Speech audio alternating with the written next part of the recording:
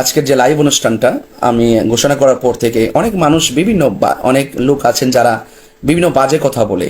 এই সমস্ত বাজে কথাগুলো আপনাদেরকে সেখান থেকে বেরিয়ে আসতে হবে। কারণ আপনারা জানেন আল্লাহ পাক রব্বুল আলামিন কোরআনুল কারীমের মধ্যে বলে দিয়েছেন, ওয়াইলুল লিকুল্লি হুমাসাতিল লুমাসা, অভিশপ্ত তাদের প্রতি যারা কটু বাক্য প্রয়োগ করে, যারা মানুষের সাথে খারাপ ব্যবহার করে, মানুষের সাথে কটু বাক্য মন্দচারী কথা বলে। অথচ রাসূল সাল্লাল্লাহু আলাইহি ওয়াসাল্লাম কিন্তু হাদিস শরীফের মধ্যে বলেছেন, লা তাসুব্বান্না আহাদান, তোমরা কাউকে গালি দিবে না। তো সুতরাং আল্লাহর হাবিব সাল্লাল্লাহু আলাইহি সাল্লাম গালি দিতে নিষেধ করেছেন। আমরা যেন মানুষকে ভালোবাসি, আমরা যেন কাউকে গালি না দিই, কাউকে যেন আমরা দূরে ঠেলে না দিই, আমরা যেন মানুষকে কাছে টানি। হ্যাঁ, কারণ আমরা যদি পরস্পরের বিরুদ্ধে লেগে থাকি, তাহলে কিন্তু আমাদের সামাজিক ব্যবস্থা সর্বদিক দিয়ে কিন্তু অকল্যাণ ভয়ে আসবে। অর্থাৎ আমরা যেন কেউ কাউকে হেয় করে কথা না বলি, আমরা যেন কাউকে কটু কথা না বলি, আমরা যেন কাউকে মন্দ বাক্য না বলি। যদি আপনার আপনার ভালো না লাগে, আপনি হয়তো সেটা শুনবেন না। আমার কথা যে সবার পছন্দ হবে সেটা এই বিষয়টা এরকম নয়। আমার কথা কারো পছন্দ নাও হতে পারে। তো যাই হোক, সব কিছু মিলিয়ে একটাই কথা, আমরা যেন পরস্পরের প্রতি সহনশীল হয়, পরস্পরের প্রতি যেন আন্তরিক হয়, কারণ আমরা যেন কাউকে দূরে ঠেলে না দিই। সুতরাং আমরা সবাই যেন মানুষকে ভালোবাসি। সুতরাং ইসলামের অনেকটি অর্থ আছে। ইসলাম শান্তির ধর্ম, একতার ধর্ম, মানবতার ধর্ম, মানব কল্যাণের ধর্ম, সবকিছু মিলিয়ে ইসলাম শান্তির ধর্ম।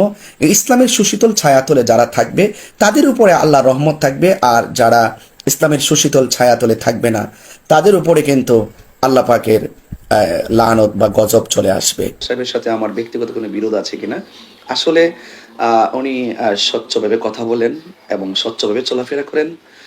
ওনার সাথে আমার আদৌ কোনো ব্যক্তিগত কোনো সমস্যা নেই। ওনার সাথে আমার সমস্যা সৃষ্টি হয়েছে আকীদা কেন্দ্রিক। এই বক্তব্যটা মেনে নিতে পারিনি সেখান থেকে, কারণ আল্লাহ নবী সাল্লাল্লাহু আলাইহি সাল্লামকে সর্বগুণে জানতে হবে, মানতে হবে, এটা আকীদার ব্যাপার। ঠিক আছে? তো সেই জন্য আমি ওনার বক্তব্যের বিরোধিতা করেছি। তো আমিও চেয়েছিলাম যে আহমদুল্লাহ সাহেব যেভাবে আমাকে ফতোয়া দিয়েছিলেন যে আমি কাফির হয়ে গিয়েছি, আমি কিন্তু ওনার বিরুদ্ধে যাইনি। আমি কিন্তু একাডেমিক দালিলের মাধ্যমে কিন্তু আমি তার ফতোয়াকে আমি খণ্ডন করার চেষ্টা করেছি। আমিও আশা করেছিলাম যে তিনি যেহেতু একটি ভুল করেছেন, তিনি যেহেতু অতীতে আমাকে ভুল ধরেছেন বা ভুল ধরার চেষ্টা করেছেন, আমি যেভাবে জবাব দিয়েছি, আমি আশা করেছিলাম যে তিনি একটি আল্লাহ হাবিব সাল্লাল্লাহু আলাইহি সাল্লামের ব্যাপারে তিনি একটি বক্তব্য দিতে ভুল করেছেন। আমি চেয়েছিলাম তিনি ভুলটা স্বীকার করবেন, অথবা তো ওনার কাছে কোনো ব্যাখ্যা থাকলে তিনি ব্যাখ্যা দিবেন। কিন্তু দেখলাম তিনি নীরব হয়ে গিয়েছেন। যার কাছে আমি জানতে চেয়েছি তিনি হলো নীরব। তিনি যেহেতু নীরব, সকল আলেম, ওনার গণনার যে আলেমগুলো এবং বিভিন্ন আলেমগুলো মসজিদের মেহরাব থেকে, তারা, আমি যে অভিযোগ তুলেছি যে আল্লাহ নবী সাল্লাল্লাহু আলাইহি ওয়াসাল্লাম আহমদুল্লাহ সাহেব যে বলেছেন তিনি 40 বছর আগে নবী ছিলেন না, আমার প্রশ্ন ছিল এটা নিয়ে। নবুয়তের নির্ধারণ রুহানি জগতে, নবুয়তের প্রকাশ 40 বছর বয়সে, এটা নিয়ে আমার কোনো দ্বিমত নাই। কিন্তু 40 বছর আগে যে নবী ছিলেন না, তিনি এই কথাটা কেন বলেছেন সেটা আমি জানতে চেয়েছিলাম। কিন্তু দেখা গেল ওনার সপক্ষে 3 শ্রেণীর আলেম বের হয়ে গেছে। এক শ্রেণীর আলেম মেহরাব থেকে বলছে কি যে আহমদুল্লাহ সাহেবের বক্তব্যটি মূলত ওনার বক্তব্য না, সেই বক্তব্যটি একটি প্রশ্নকারীর বক্তব্য। ঠিক আছে, সেটা আহমদুল্লাহ সাহেব এসে বলুক, তাহলে আমি বিষয়টা বুঝতে পারবো যে এটা প্রশ্নকারীর বক্তব্য। আপনি বললেন কিসের ভিত্তিতে? এটা হলো এক শ্রেণীর মানুষের বক্তব্য।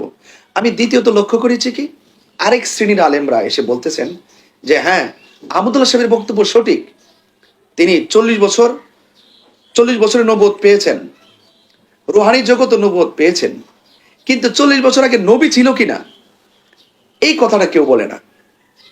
আমি কি নবুয়ত প্রকাশ নিয়ে কোনো আপত্তি তুলেছিলাম? এটা হলো দ্বিতীয় শ্রেণীর মানুষের বক্তব্য। তারা কি বলতেছেন? আহমদুল্লাহ সাহেবের বক্তব্যকে সঠিক প্রমাণ করতে এসে তারা বলছেন যে রুহানি জগতে নবী ছিল, 40 বছরে নবুয়ত প্রকাশ পেয়েছে। কিন্তু আমি যে প্রশ্ন করেছি এর আগে নবী ছিল কিনা, আহমদুল্লাহ সাহেব যে বলছেন যে 40 বছর পর্যন্ত তিনি তো নবী ছিল না, এই প্রসঙ্গে কেউ বলে না। এটা হলো দ্বিতীয় পক্ষ আলেমদের মিরাক্কেল।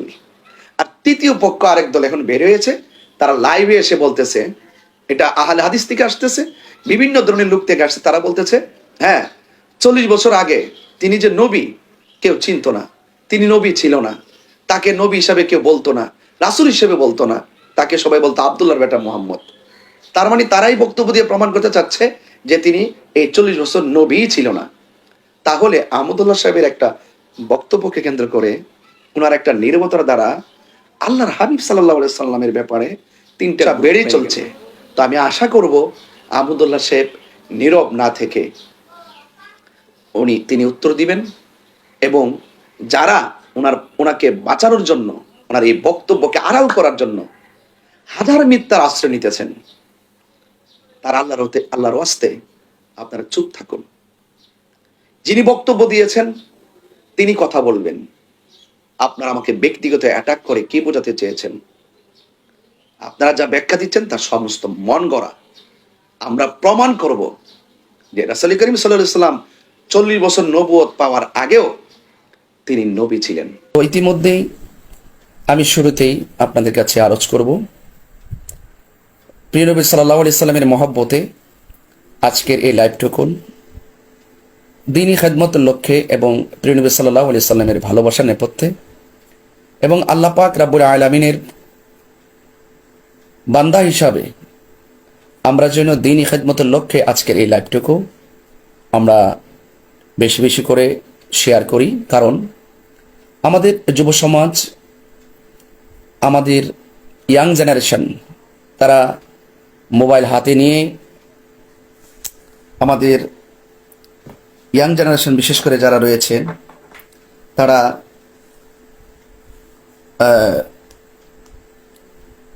একটু দয়া করে সাউন্ড ঠিক আছে কিনা একটু মেহরবানি করে বলবেন। একজন বলছেন সাউন্ড কম শোনা যাচ্ছে, আসলে কি সাউন্ডটা ইজি আছে কিনা একটু মেহরবানি করে বলবেন নিশ্চয়ই।